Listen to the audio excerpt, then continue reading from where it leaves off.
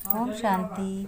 25 अक्टूबर 2023 के आइए सुनते हैं ईश्वरीय महावाक्य के मुरली के मुख्य पॉइंट्स। आज श्री परमपिता परमात्मा शिव बाबा ने कहा, मेरे मीठे बच्चे, तुम बच्चे बेहद के बाप को याद करो। इसमें ही ज्ञान, भक्ति और वैराग्य तीनों समाया हुआ है। यह है नई पढ़ाई।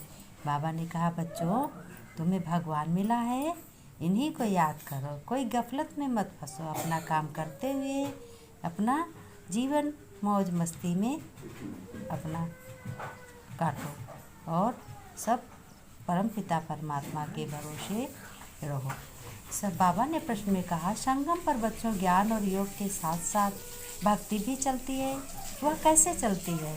अब उत्तर में बाबा ने बताया, वास्तव में बच्चों, योग को भक्ति भी कह सकते हैं, क्योंकि तुम बच्चे अभ्य विचारी याद में रहते हो। तुम्हारी यह याद ज्ञान सहित है, इसलिए इसे योग कहा जाता है। द्वापर से सिर्फ भक्ति होता है, ज्ञान नहीं होता। इसलिए यह भक्ति ज्ञान सब कुछ होता है, उसमें कोई भी मूझने की बात नहीं। तुम्हें ज्ञान भी मिलता है, भक्ति भी मिलती है, सृष्टि चक्र चल रहा है और तुम भगवान के बच्चे बनते हो। गीत है, किसी ने अपना बना के मुझको मुस्कराना सिखा दिया। अब किसने बनाया? बताओ, भगवान ने अपना बनाया। उन्होंने अच्छे अच्छे पॉइंट सिखाए और हर रीत रिवाज बता रहे हैं, कह रहे हैं बच्चों, हर समझानी रोज़ रोज़ दे रहे हैं। उस समझानी को लेकर के बच्चे बहुत खुश हैं। तभी बच्चों ने गीत भी गाया कि किसी ने अपना बना के मुझको मुस्कराना सिखा दिया। अब मुस्कराना कौन है? भगवान के सिवाय कौन सिखा सकता है? भगवान ही दयालु है, भगवान ही दया करता है और भगवान ही सागर है, भगवान ही सब कुछ देने वाला है, भगवान ही करन करावन हार है, वो सब कुछ करा रहा है। तो भगवान के बच्चे कर रहे हैं भगवान की श्रीमत पर, अपने परमपिता परमात्मा की श्रीमत पर हर कर्म करते जा रहे हैं और मौज मस्ती में खुशी से रह रहे हैं, खुश हो रहे हैं और खुशियाँ सभी को देते जा रहे हैं। बाबा ने कहा, तुम बच्चे बहुत ही ज्ञानी हो, क्योंकि एक ज्ञान सागर बाप के बच्चे हो, इसीलिए तुम बहुत ही ज्ञानी और श्रेष्ठ बनते जा रहे हो। उस भक्ति को योग नहीं कहा जाता है, उसमें कोई एम ऑब्जेक्ट नहीं है। अभी तुम्हें ज्ञान भी मिला है, योग भी करते, फिर तुम्हारा बेहद की शक्ति का वैराग्य भी है। बाबा ने कहा, बेहद का बाप तुम्हें समझाता। ये किसने कहा? ये पॉइंट है ब्रह्मा बाबा के। ब्रह्मा बाबा ने कहा, बच्चों, बेहद का बाप तुमको समझाते हैं। शास्त्रों की पढ़ाई व कोई पढ़ाई नहीं है, क्योंकि शास्त्रों की पढ़ाई में कोई एम ऑब्जेक्ट नहीं है। शास्त्रों से कोई दुनिया का पता नहीं पड़ता है। बाबा ने कहा, किसने ढूंढी? ये बातें शास्त्रों में नहीं हैं, कभी भी ये बातें किसी में देखो नहीं मिलेंगी। बाबा ने कहा, मनुष्य बहुत हो गए हैं, रहने के लिए ज़मीन भी तो चाहिए।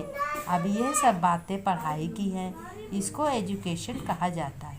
तुम्हारा भी ये एजुकेशन है, इसको आश्रम कहें अथवा इंस्टीट्यूट कहें या यूनिवर्सिटी कहें, इसमें सब कुछ आ जाता है। उस पढ़ाई से सब कुछ नहीं आता है। पापा ने कहा, ये तुम्हारा बाप सबसे ऊंच से ऊंच है। वास्तव में ठाव रहने का स्थान तो हम आत्माओं का भी ऊंच है। मनुष्य तो सिर्फ महिमा करते रहते हैं, हम आत्माएं भी वहाँ की रहने वाली हैं, परंतु हमको जन्म मरण में आकर पार्ट बजाना है। किसको? मनुष्यों को। वह जन्म मरण में नहीं आते, पार्ट उनका भी है, परंतु कैसे है यह भी तुम जानते हो। बाबा ने कहा, मैं जन्म मरण में नहीं आता। बच्चे समझते हैं ये शिव बाबा का रथ है, अश्व अथवा घोड़ा भी है, बाकी वह घोड़ा गाड़ी नहीं है। यह भी जो भूले हुए हैं, ये ड्रामा में नूंद है। आधा कल्प भूल गए थे, अब भटकते रहते हैं। ये पुरानी दुनिया है, अब तुम नई दुनिया के लिए तैयारी कर रहे हो। बाबा ने कहा, जितना याद में रहने की कोशिश करेंगे उतना तूफान बहुत आएंगे, उनसे डरना नहीं है। याद में रहना है और स्थित होना है, तूफान कोई हिला न सके। यह अंत की अवस्था है, यह है रूहानी रेश। बच्चों, शिव बाबा को याद करते रहो, ये भी समझने की और धारण करने की बातें हैं। बाबा ने कहा तुम्हारे 2 बाप हैं, एक ब्रह्मा बाबा है, एक पारलौकिक बाप।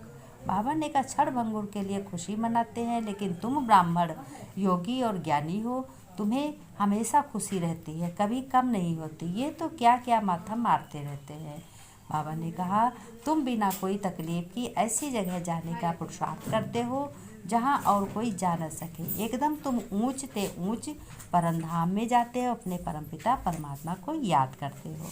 क्योंकि तुम ईश्वरी बच्चे हो, भगवान के बच्चे हो, तो तुम्हारे कर्म श्रेष्ठ हैं और उनकी श्रीमत पर चलते हो। बाबा ने नमस्ते की। मेरे मीठे मीठे सिक्के लगे बच्चों प्रति माता पिता बाप दादा का याद प्यार। Good morning. रूहानी बाप की रूहानी बच्चों को नमस्ते। बच्चों ने नमस्ते की। हम रूहानी बच्चों की रूहानी बाप दादा को याद प्यार नमस्ते।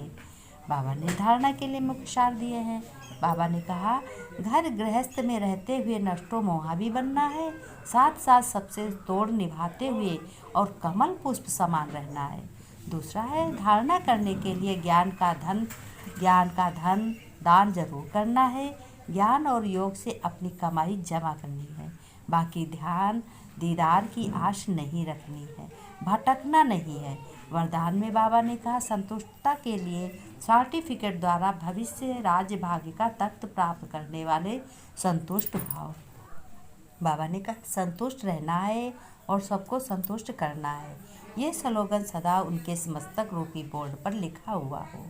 कोई किसी सर्टिफिकेट वाले भाई तुम्हें 3 सर्टिफिकेट मिले हैं। पहला सर्टिफिकेट है कि मैं बाबा का हूँ, दूसरा है हमें खुश रहना है, तीसरा है हमें खुश सबको रखना है। बाबा ने कहा तो रोज़ अमृत वेले अपने जागो और अपने को शक्तियों से अपने भरपूर अपने क्षमाओं बनो, सारी शक्तियाँ लो।